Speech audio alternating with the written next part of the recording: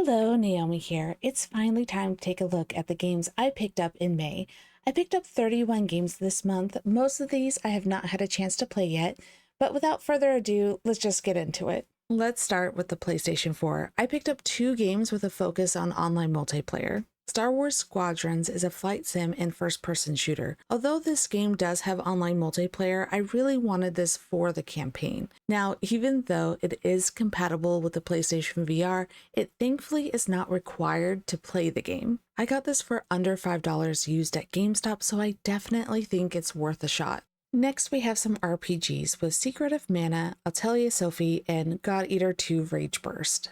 God Eater is a series that is based on an anime that I admittedly have never seen, but from everything I've heard, that doesn't hinder the gameplay experience. God Eater 2 was originally a handheld game, so I know that the graphics have suffered in this edition because of that, but what I'm really interested in is the story. This game has a Metacritic score of 69.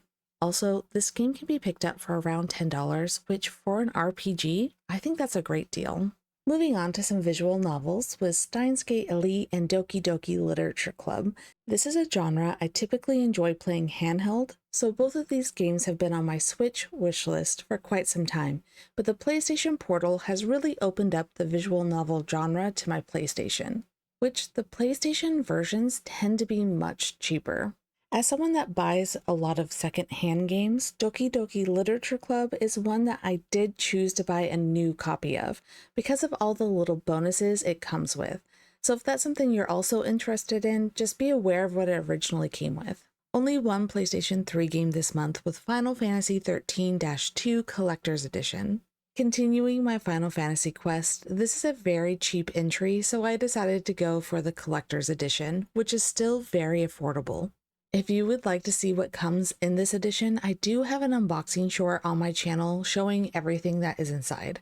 I went for the PlayStation 3 version over the 360 only because I own the first game on the PlayStation 3, so I wanted to keep the sequel on the same console. Moving on to Xbox, we have some action-adventure games with Alice Madness Returns and Devil May Cry 4 Collector's Edition. I found this Collector's Edition of Devil May Cry 4 complete for $13.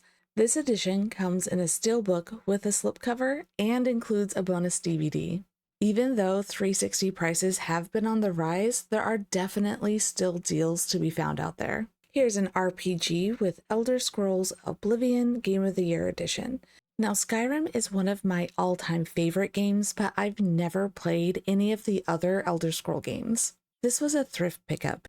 It still has the map inside, and I'm a sucker for a cool fantasy map. I've been interested in giving this game a playthrough for quite some time now. This isn't a rare or expensive title, but it's probably my favorite thrift find of the month.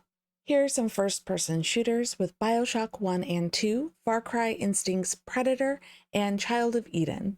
Child of Eden seems like a really interesting title. This is an on-rail shooter music game that also somehow manages to tell a story. This sounds like a very unique game that many say is the best Kinect game, although it can be played without the Kinect. With a Metacritic score of 84, I'm excited to figure out what this game is all about for myself. Here are 2 games that have become fairly collectible, but I found these for really cheap at GameStop. I love browsing the used titles at GameStop. Their 360 prices haven't yet inflated to match other resale markets. My only advice with GameStop is to buy in person because when ordering online, you just never know what condition it's going to arrive in. And don't buy the protection plan. Even without the protection plan, you still have 7 days to return used games if it doesn't work. I just always check every game is working when I get home before removing the stickers or tossing the receipt. Only one Series X game with Flight Simulator, then starting the Xbox One we have Battle Worlds Kronos.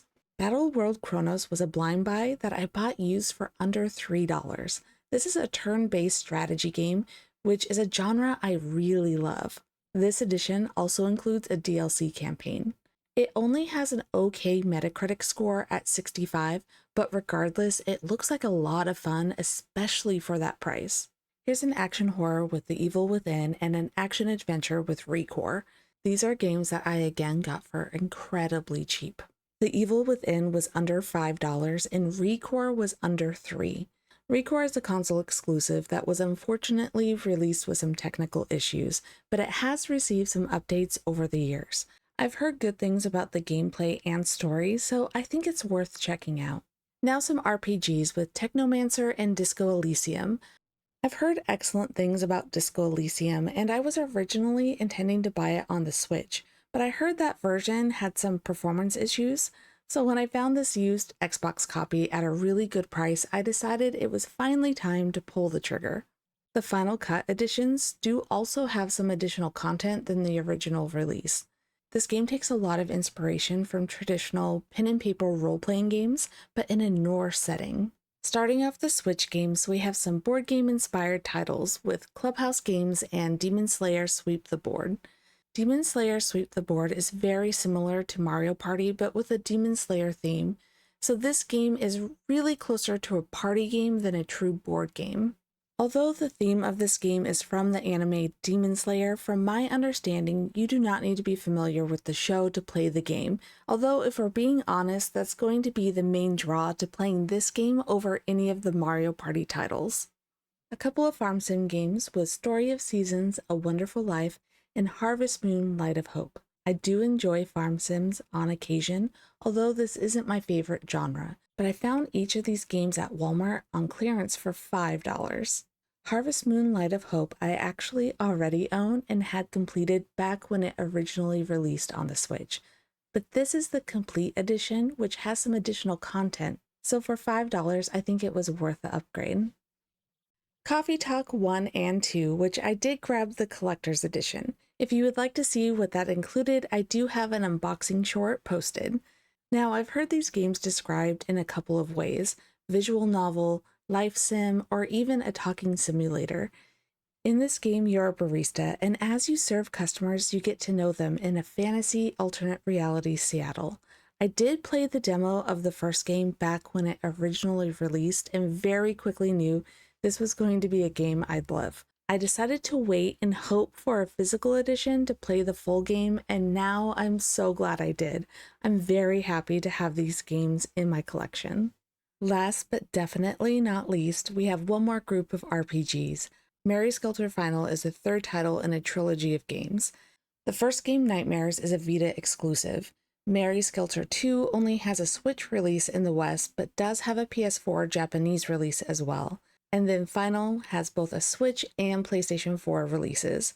I haven't decided yet if I want to attempt to collect and play the first two games before jumping into this one, although I've heard that you can start with this entry. I do know that this game has a recap of the story for newcomers like myself. I also have unboxing shorts of Sea of Stars and the Prinny Presents Classics Volume 3 if you would like to take a look at what came with those games. Well, that's all for today. If you've made it to the end of this video and would like to follow my gaming journey along, please consider giving it a like and subscribing. Until next time, happy gaming!